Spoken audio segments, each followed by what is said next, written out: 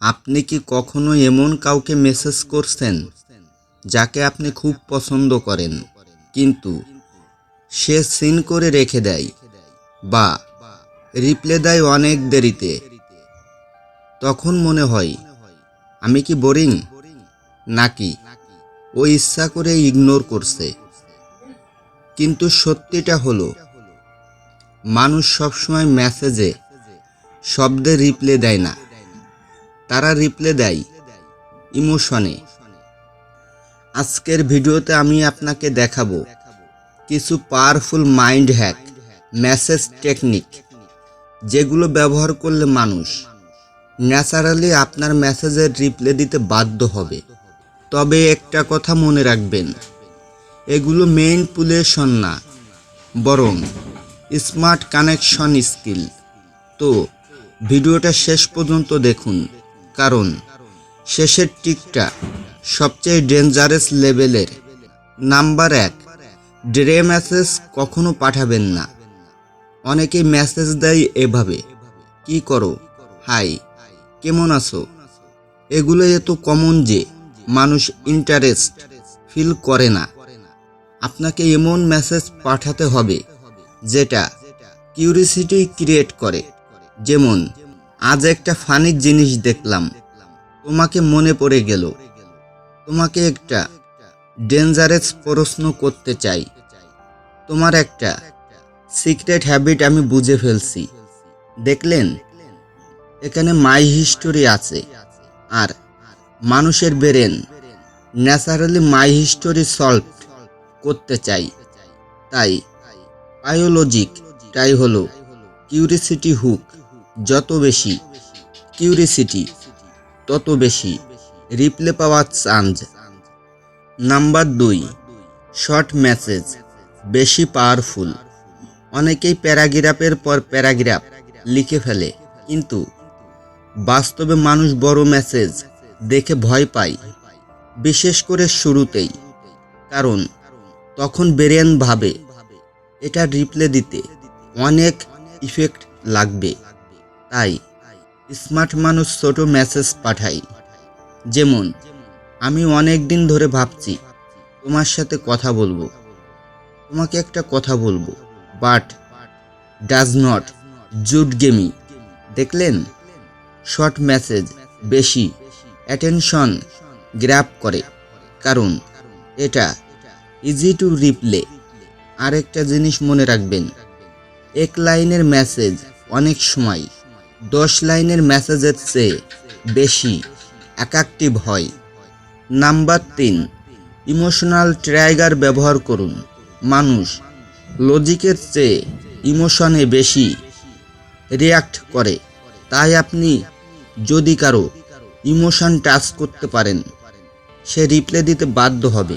যেমন, আজকে হঠাৎ তোমার কথা মনে পড়ল, এই গানটা শুনে তোমাকে মনে হলো। তুমি একটা ওয়ার্ড কিন্তু ইন্টারেস্টিং মানুষ। এগুলো সিম্পল কিন্তু ইমোশনাল কানেকশন ক্রিয়েট করে, কারণ মানুষ এমন মানুষকে ইগনোর করতে পারে না যে তাকে স্পেশাল ফিল করায়। কিন্তু ওভার ইমোশন হবেন না, না হলে ডিসপারেট ভাইব চলে আসবে। ডিসপারেট মানুষকে কেউ অ্যাট্রাকটিভ ভাবে না। নাম্বার 4, টাইমিং হলো সিক্রেট ওয়েপন। অনেক সময় মেসেজ ভালো হয়, কিন্তু টাইমিং খারাপ হওয়ায় রিপ্লে আসে না। যেমন, কেউ যদি বিজি থাকে বা মুড অফ থাকে, তাহলে সে ন্যাচারালি ইগনোর করবে। তাই স্মার্ট টাইমিং চয়েস করুন। সাধারণত মানুষ সবচেয়ে বেশি অ্যাক্টিভ থাকে রাতে, ফ্রি সময়, উইকেন্ড এ। আরেকটা পাওয়ারফুল টিপস হলো, রিপ্লে না পেলে বারবার টেক্সট করবেন না, বরং কিছুটা স্পেস দিন।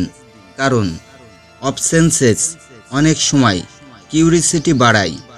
যখন আপনি কনস্ট্যান্টলি অ্যাভেলেবেল থাকেন, তখন আপনার ভ্যালু কমে যায়। কিন্তু যখন আপনি কেলাম থাকেন, মানুষ নিজেই ভাবতে শুরু করে, এই মানুষটা হঠাৎ চুপ কেন? এটাই বায়োলজিক্যাল পুল। নাম্বার 5, চ্যালেঞ্জ ভাইব দিন। সবচেয়ে পাওয়ারফুল মাইন্ড হ্যাক হলো একটু চ্যালেঞ্জ ভাইব ক্রিয়েট করা।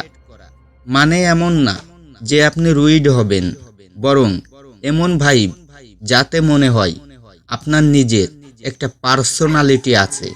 যেমন, তুমি প্রবেবলি এই কোশ্চেন এর উত্তর দিতে পারবে না, তোমাকে দেখে ইনকারেক্ট লাগে, but I does not trust you. তুমি ইন্টারেস্টিং বাট কনফিউজিং। এই ধরনের প্লেফুল চ্যালেঞ্জ মানুষের ব্রেনে এক্সাইটমেন্ট তৈরি করে, কারণ মানুষ ন্যাচারালি এমন মানুষকে বেশি নোটিস করে যারা একটু ডিফারেন্ট ভাইব দেয়। সবসময় ওভারলি নাইস হলে আপনি প্রিডিস্টেবল হয়ে যান, আর প্রিডিস্টেবল মানুষ খুব দ্রুত বোরিং লাগে। ফাইনাল মেসেজ, তাহলে আজকের লিসন কি? মানুষকে রিপ্লে দিতে বাধ্য করতে হলে শুধু মেসেজ পাঠালেই হবে না, আপনাকে বুঝতে হবে হিউম্যান বিয়োলজি কিভাবে কাজ করে। কিউরিসিটি তৈরি হয়, শর্ট ও স্মার্ট মেসেজ দিন, ইমোশনাল টাচ দিন, টাইমিং ঠিক রাখুন, আর কনফিডেন্ট ভাইব মেইনটেইন করুন। তখন দেখবেন মানুষ নিজেই আপনার মেসেজের অপেক্ষা করবে। তবে মনে রাখবেন, real connection always fake ticks এর চেয়ে পাওয়ারফুল। তাই মাইন্ড গেম খেলবেন না, বরং স্মার্ট কানেকশন শিখুন। আর ভিডিওটি ভালো লাগলে একটা লাইক দিন, কমেন্ট করে বলুন কোন মেসেজ টিক্সটা আপনার সবচেয়ে ডেঞ্জারাস মনে হয়েছে। আর সাবস্ক্রাইব করতে ভুলবেন না, কারণ এমন বায়োলজি, সিক্রেট, রিলেশনশিপ হ্যাক আর অ্যাটেনশন মাইন্ড গেম আপনি অন্য কোথাও পাবেন না। ধন্যবাদ।